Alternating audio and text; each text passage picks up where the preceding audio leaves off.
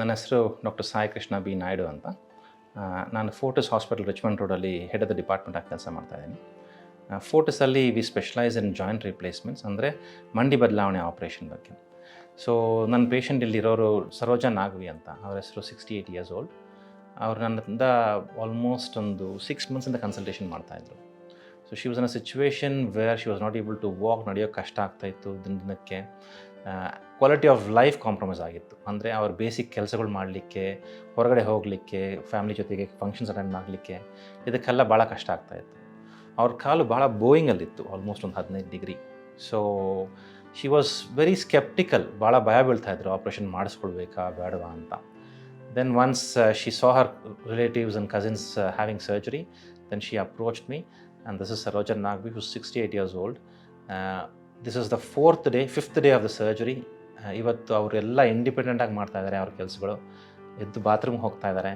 Pain ಇದೆ, but ದಿನ ಕಮ್ಮಿ ಆಗ್ತಾ ಹೋಗ್ತಾ ಇದೆ.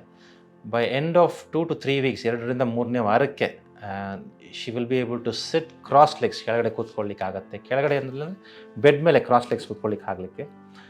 ಬಟ್ ಅದು ಫಿಸಿಯೋಥೆರಪಿ ಮಾಡಿದಷ್ಟು ಮುಂದೆ ಇನ್ನೂ ಕಾಲು ಫ್ರೀ ಆಗ್ತಾ ಹೋಗುತ್ತೆ. ನನ್ನ ಹೆಸರು ಸರೋಜಾ ನಾಗವಿ, 68 years.